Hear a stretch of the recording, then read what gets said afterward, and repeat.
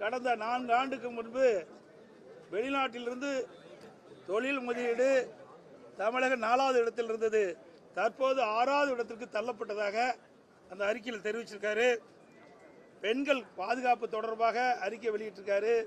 POCSO சட்டத்தில் அதிகமாக இன்றைக்கு தமிழகம் பாதிக்கப்பட்டிருக்கிறது. சுமார் 55% பாதிக்கப்பட்டிருக்கிறதா சொல்லியிருக்கிறாங்க.